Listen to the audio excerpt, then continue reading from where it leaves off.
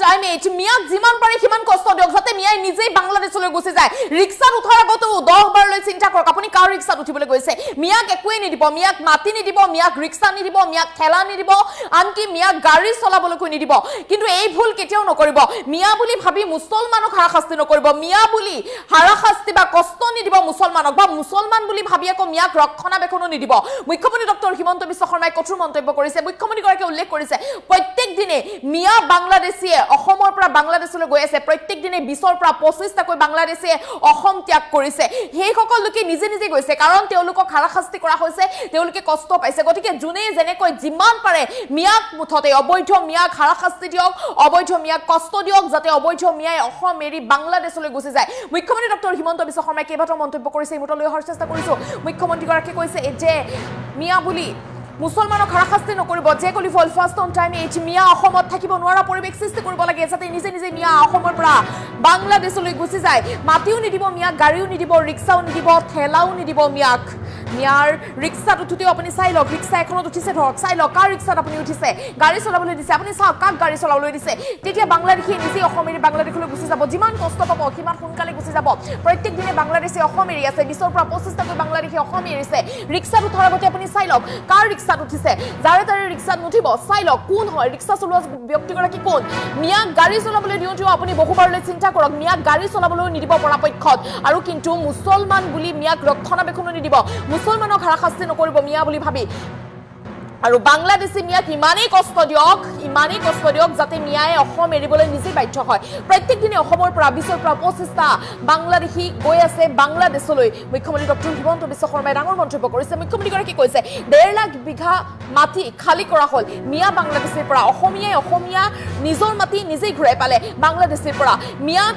আশ্ৰয় কেতিয়াও নিদিব যদিহে বাংলাদেশী হয় বাংলাদেশী মিয়াক কেতিয়াও আশ্ৰয় নিদিব মুখ্যমন্ত্ৰী ডক্টৰ হিমন্ত বিশ্ব শৰ্মাই এই কথা উল্লেখ কৰিছে মুখ্যমন্ত্ৰী কৈছে যে মিয়া আৰু মুছলমানৰ মাজত প্ৰথমে কিন্তু পাৰ্থক্যটো বুজি লওক মিয়া কোন বা মুছলমান কোন সেই পাৰ্থক্য আপুনি ভালদৰে জানি লওক মিয়া বুলি মুছলমানক অত্যাচাৰ নকৰিব মিয়া বুলি মুছলমানক হাৰাশাস্তি নিদিব মিয়া বুলি মুছলমানক শাস্তি নিদিব আৰু মুছলমান বুলি কিন্তু মিয়াক আকৌ ৰক্ষণাবেক্ষণ নিদিব আপুনি ভুল নকৰিব যে মুছলমান মানে মিয়া বা মিয়া মানে মুছলমান সেই ভুল আপুনি কেতিয়াও নকৰিব অবৈধ মিয়াৰ বিৰুদ্ধে কঠোৰ মুখ্যমন্ত্ৰী ডক্টৰ হিমন্ত বিশ্ব শৰ্মা মুখ্যমন্ত্ৰীগৰাকীয়ে উল্লেখ কৰিছে যে মুছলমান ব্যক্তিসকলক কিন্তু কোনেও হাৰাশাস্তি নকৰিব যেহেতু মিয়া খেদা অভিযানে চলি আছে মিয়া বাংলাদেশী খেদা অভিযান চলি আছে গতিকে মুছলমানখিনিক কিন্তু কষ্ট নিদিব মুছলমানখিনিক হাৰাশাস্তি নিদিব মুছলমানখিনিক শান্তিত থাকিবলৈ দিয়ক মুছলমানক মিয়া বুলি ভাবিয়ে কিন্তু কষ্ট নিদিব এই কথা উল্লেখ কৰিছে ৰাজ্যৰ মুখ্যমন্ত্ৰী ডক্টৰ হিমন্ত বিশ্ব শৰ্মাই মুখ্যমন্ত্ৰীগৰাকীয়ে উল্লেখ কৰিছে কিন্তু আকৌ আপুনি প্ৰথমে পাৰ্থক্যটো বুজি লওক মিয়া কোন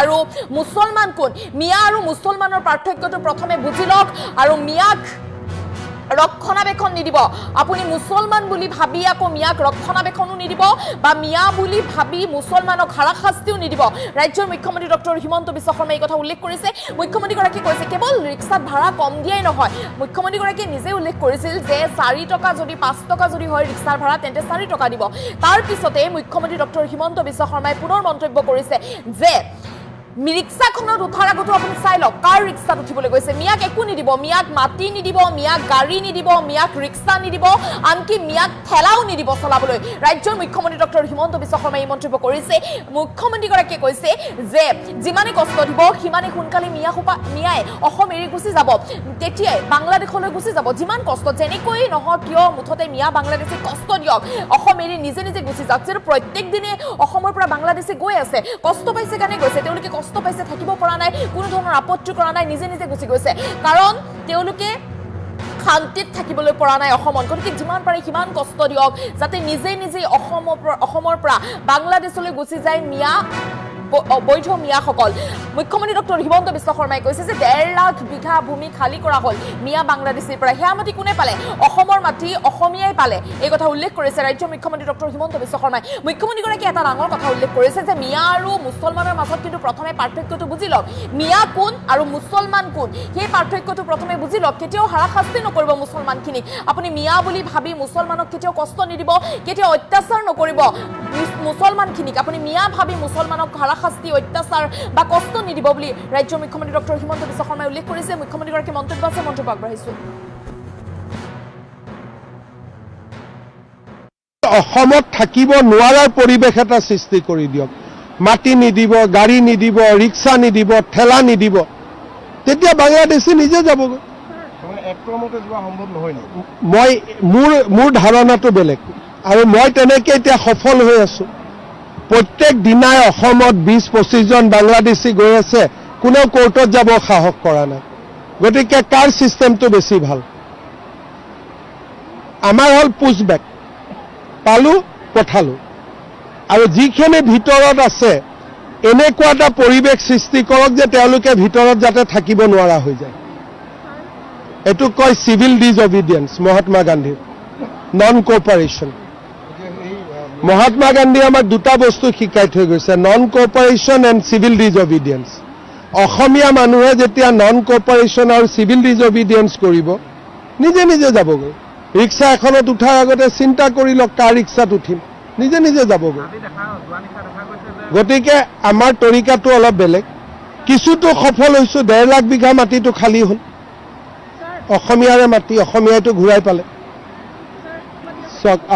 মোৰ কথাটো হ'ল এনেকুৱা, কোনে ক'ত মাত মাতিছে, মই পুলিচে পুলিচৰ কাম কৰিব। মোৰ ছিষ্টেমটো হ'ল চিভিল ডিজঅবিডিয়েন্স, নন কোঅপাৰেশ্যন। মিয়াক আশ্ৰয় নিদিব যদি বাংলাদেশী হয়।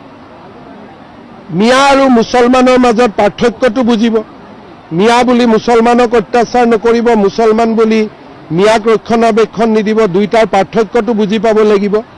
আৰু বাংলাদেশৰ পৰা অহা মিয়াৰ লগত আমি কোনো ধৰণৰ যোগাযোগ ৰাখিব নালাগে। বাংলাদেশৰ পৰা অহা মিয়াৰ লগত আমি কোনো ধৰণৰ যোগাযোগ ৰাখিব নালাগে। প্ৰতিদিনাই মই 20 জন 30 জন, সদায় মোৰ টুইটাৰ ফ'ল' কৰিব, প্ৰতিদিনাই 20 জন 30 জনক আমি বিতাড়িত কৰোঁ।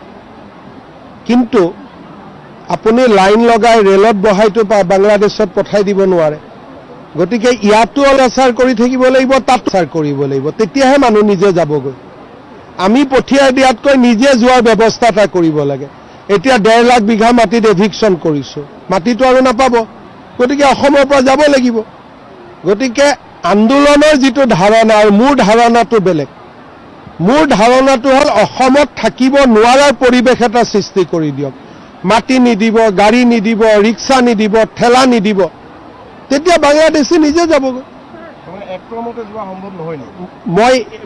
মোৰ ধাৰণাটো বেলেগ, আৰু মই তেনেকৈ এতিয়া সফল হৈ আছো। প্ৰত্যেক দিনাই অসমত 20-25 জন বাংলাদেশী গৈ আছে, কোনেও কোৰ্টত যাব সাহস কৰা নাই। গতিকে কাৰ ছিষ্টেমটো বেছি ভাল? আমাৰ হ'ল পুছবেক, পালোঁ পঠালোঁ, আৰু যিখিনি ভিতৰত আছে এনেকুৱা এটা পৰিৱেশ সৃষ্টি কৰক যে তেওঁলোকে ভিতৰত যাতে থাকিব নোৱাৰা হৈ যায়। এইটো কয় চিভিল ডিজঅবিডিয়েন্স, মহাত্মা গান্ধীৰ নন কোঅপাৰেশ্যন। মহাত্মা গান্ধীয়ে আমাক দুটা বস্তু শিকাই থৈ গৈছে, নন কোঅপাৰেশ্যন এণ্ড চিভিল ডিজঅবিডিয়েন্স। অসমীয়া মানুহে যেতিয়া নন কোঅপাৰেশ্যন আৰু চিভিল ডিজঅবিডিয়েন্স কৰিব, নিজে নিজে যাবগৈ। ৰিক্সা এখনত উঠাৰ আগতে চিন্তা কৰি লওক কাৰ ৰিক্সাত উঠিম, নিজে নিজে যাবগৈ। গতিকে আমাৰ তৰিকাটো অলপ বেলেগ। কিছুতো সফল হৈছোঁ, 1.5 লাখ বিঘা মাটিটো খালী হ'ল, অসমীয়াৰে মাটি, অসমীয়াইটো ঘূৰাই পালে। মোৰ কথাটো হ'ল এনেকুৱা, কোনে ক'ত মাত মাতিছে, মই পুলিচে পুলিচৰ কাম কৰিব। মোৰ ছিষ্টেমটো হ'ল চিভিল ডিজঅবিডিয়েন্স, নন কোঅপাৰেশ্যন। মিয়াক আশ্ৰয় নিদিব যদি বাংলাদেশী হয়। মিয়া আৰু মুছলমানৰ মাজত পাৰ্থক্যটো বুজিব। মিয়া বুলি মুছলমানক অত্যাচাৰ নকৰিব, মুছলমান বুলি মিয়াক ৰক্ষণাবেক্ষণ নিদিব, দুইটাৰ পাৰ্থক্যটো বুজি পাব লাগিব। আৰু বাংলাদেশৰ পৰা অহা মিয়াৰ লগত আমি কোনো ধৰণৰ যোগাযোগ ৰাখিব নালাগে। বাংলাদেশৰ পৰা অহা মিয়াৰ লগত আমি কোনো ধৰণৰ যোগাযোগ ৰাখিব নালাগে।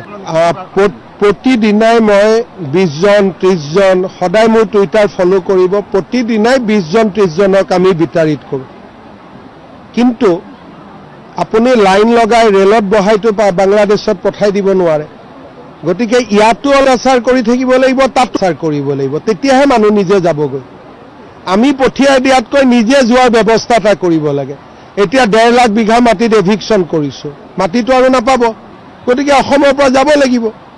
গতিকে আন্দোলনৰ যিটো ধাৰণা, আৰু মোৰ ধাৰণাটো বেলেগ। মোৰ ধাৰণাটো হ'ল